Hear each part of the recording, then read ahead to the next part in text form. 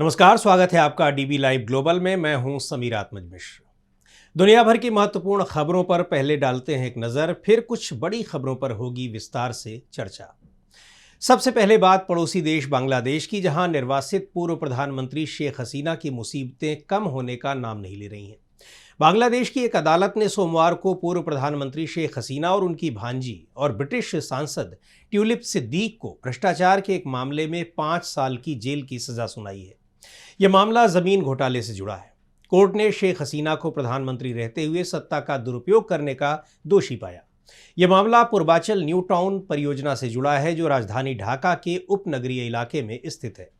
इस मामले में हसीना की भांजी और ब्रिटिश लेबर पार्टी की सांसद ट्यूलिप सिद्दीक को भी अदालत ने 2 साल की सजा सुनाई है।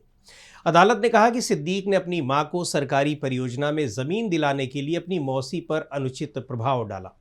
उनकी मां शेख रेहाना को इस मामले में मुख्य सहभागी माना गया और 7 साल की सजा दी गई। सिद्दीक ने आरोपों से इनकार किया था। शेख हसीना को बांग्लादेश की एक अदालत पहले ही मौत की सजा सुना चुकी है। साल 2024 में बांग्लादेश में हुए विद्रोह के बाद शेख हसीना सत्ता से बेदखल हो गई थी और तब से भारत में निर्वासन में रह रही हैं। उनके खिलाफ तमाम मुकदमे उनकी अनुपस्थिति में ही चलाए गए। उधर यूरोपीय देश स्पेन में राजनीतिक संकट गहराता जा रहा है। स्पेन में रूढ़िवादी विपक्षी दल पीपल्स पार्टी के समर्थकों ने रविवार को राजधानी मैड्रिड में विशाल रैली आयोजित की और समाजवादी प्रधानमंत्री पेड्रो सांचेज के इस्तीफे की मांग की। प्रदर्शनकारियों के हाथों में "बस अब बहुत हुआ" और "एक दिन भी और नहीं" जैसे नारों की तख्तियां थीं। स्पेन के दक्षिणपंथी राजनीतिक धड़ों ने सांचेज की सेंटर लेफ्ट सरकार पर भ्रष्टाचार के आरोप लगाते हुए जल्द चुनाव की मांग भी की।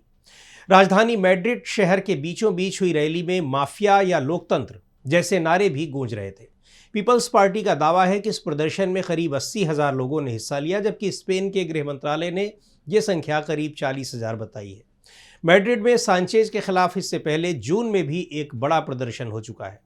रविवार का यह प्रदर्शन सुप्रीम कोर्ट के हाल ही में आए उस फैसले के बाद शुरू हुआ जिसमें सांचेज सरकार के पूर्व परिवहन मंत्री होसे लुइस अबालोस और उनके पूर्व सलाहकार कोल्डो गार्सिया को भ्रष्टाचार के मामले में ट्रायल से पहले गिरफ्तार करने का आदेश दिया गया था। सांचेज साल 2018 से ही स्पेन के प्रधानमंत्री हैं और इन विरोध प्रदर्शनों के बावजूद उन्होंने स्पष्ट कर दिया है कि वो अपने मौजूदा संसदीय कार्यकाल के खत्म होने यानी 2027 से पहले इस्तीफा नहीं देंगे। वहीं अमेरिका के राष्ट्रपति डोनाल्ड ट्रंप ने एक बार फिर उस बात को दोहराया है कि बाहर से आकर अमेरिका में शरण लेने के फैसले पर जो रोक लगाई गई है वो लंबे समय तक कायम रहेगी। ट्रंप का कहना था कि हम उन लोगों को नहीं चाहते कि वो हमारे देश में आए, क्योंकि हम उन्हें जानते नहीं हैं और उनमें से बहुत से ऐसे लोग हैं जो अच्छे नहीं हैं। ऐसे लोगों को हमारे देश में नहीं होना चाहिए। ट्रंप का ये फैसला 26 नवंबर को व्हाइट हाउस के पास हुई गोलीबारी के बाद आया है, जिसमें नेशनल गार्ड के एक 20 वर्षीय सदस्य की मौत हो गई और एक गंभीर रूप से घायल हो गया। हमले का संदिग्ध 29 साल का एक अफगान नागरिक है जो सितंबर 2021 में अमेरिका आया था।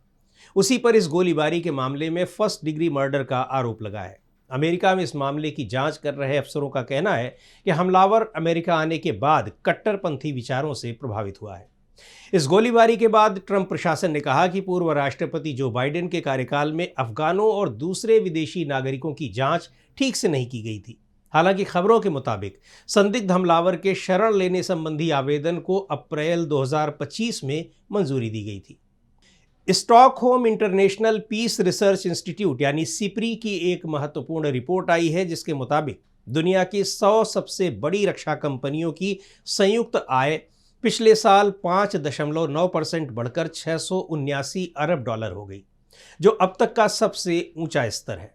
इस बढ़ोतरी के पीछे यूक्रेन और गजा में युद्ध, बढ़ते भू राजनीतिक तनाव और लगातार बढ़ते सैन्य खर्च प्रमुख कारण रहे।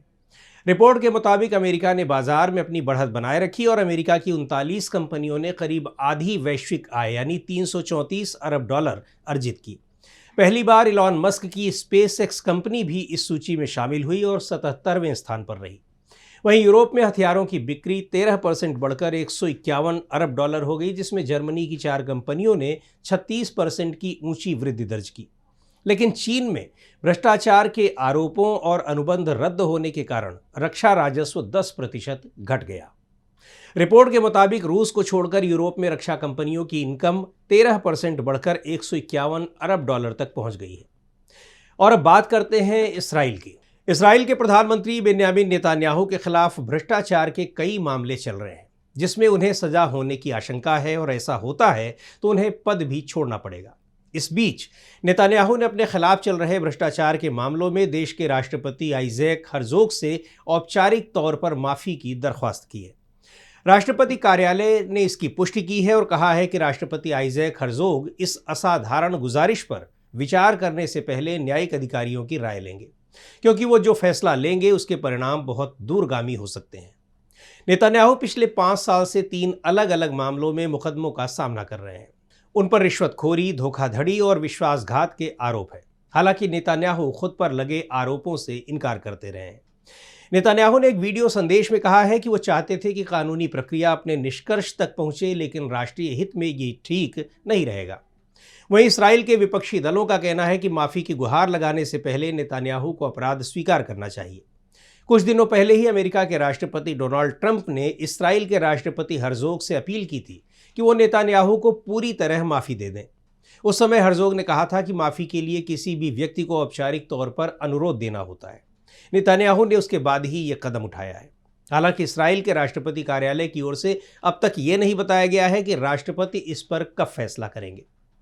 साल 2020 में नेतन्याहू मुकदमे का सामना करने वाले इसराइल के पहले ऐसे प्रधानमंत्री बने जिन पर पद पर रहते हुए आरोप लगे थे। नेतन्याहू के खिलाफ चल रहे तीनों मामलों में पिछले दिनों आखिरी दौर की सुनवाई हुई है। आरोप है कि नेतन्याहू ने एक प्रमुख टेलीकम्युनिकेशन कंपनी के पक्ष में नियामक के फैसले को बढ़ावा दिया ताकि वो कंपनी अपनी वेबसाइटों पर नेतन्याहू के समर्थन वाली और सकारात्मक खबरों को जगह दे। हालांकि नेतन्याहू का कहना है कि कंपनी के पक्ष में फैसले को विशेषज्ञों ने अपना समर्थन दिया था। वहीं कंपनी ने किसी भी तरह के अनुचित कदम के आरोपों से इनकार किया है। बेन्यामिन नेतन्याहू ने इन सभी आरोपों को राजनीतिक साजिश बताया है और अपने खिलाफ मुकदमों को अपने राजनीतिक विरोधियों द्वारा निशाना बनाने की कोशिश कहा है। राष्ट्रपति के पास माफीनामे की अपील करने के बाद भी रविवार को उन्होंने एक बयान जारी किया, जिसमें उन्होंने दावा किया कि उनके खिलाफ चल रहे केस कमजोर हो रहे हैं और सुनवाई की ये प्रक्रिया देश को भीतर से बांट रही है। नेतन्याहू का कहना है कि उनसे हफ्ते में 3 बार अदालत में पेश होने की मांग की जा रही है, जो कि असंभव है। वहीं विपक्ष का आरोप है कि नेतन्याहू अपने निजी फायदे को राष्ट्रहित के तौर पर पेश कर रहे हैं। विपक्ष के नेता येर लैपिड ने कहा है कि नेतन्याहू को माफी तभी मिल सकती है जब नेतन्याहू दोष स्वीकार करें, पछतावा जताएं और तुरंत राजनीति छोड़ दें। वामपंथी नेता और इस्राएली सेना के पूर्व डिप्टी कमांडर यायर गोलान ने कहा है कि माफी वही मांगते हैं जो दोषी होते हैं। दरअसल इसराइल के कानून के मुताबिक देश के राष्ट्रपति के पास व्यक्ति की सज़ा माफ़ करने, कम करने या उसे बदलने की शक्ति होती है। हालांकि इसराइल का सुप्रीम कोर्ट पहले कह चुका है कि राष्ट्रपति जनहित या बेहद विशेष परिस्थितियों में दोष सिद्ध होने से पहले भी किसी व्यक्ति को माफ़ी दे सकते हैं। नेतन्याहू की लिकुड पार्टी और उनके समर्थक उनकी माफ़ी का समर्थन करते हैं, लेकिन देश के एक बड़े तबके को लगता है कि यदि नेतन्याहू को माफ़ी मिल जाती है तो ये देश की लोकतांत्रिक परंपरा और न्यायिक स्वतंत्रता के लिए खतरा होगा। 2023 की शुरुआत में नेतन्याहू के खिलाफ इसराइल के लाखों लोग सड़कों पर उतर आए थे। ये लोग न्याय व्यवस्था में बदलाव से जुड़े सरकार के प्रस्तावों के खिलाफ प्रदर्शन कर रहे थे। लोगों का कहना था कि न्याय व्यवस्था में प्रस्तावित सुधारों के लागू होने के बाद इसराइल की संसद के लिए सुप्रीम कोर्ट के आदेशों को पलटना आसान हो जाएगा। उस वक्त प्रदर्शनकारियों ने प्रधानमंत्री बेन्यामिन नेतन्याहू के प्रस्तावित बदलावों को लोकतांत्रिक व्यवस्था पर हमला बताया था। लेकिन फिर उसी साल 7 अक्टूबर को हमास के हमले और उसके बाद शुरू हुई जंग ने इसराइल की स्थिति बदल दी। इसी बीच अंतर्राष्ट्रीय आपराधिक न्यायालय यानी ICC ने पिछले साल नेतन्याहू और पूर्व रक्षा मंत्री योआव गैलेंट के खिलाफ युद्ध अपराधों के आरोप में गिरफ्तारी वारंट जारी किया। नेतन्याहू ने इसे यहूदी विरोधी फैसला करार दिया था।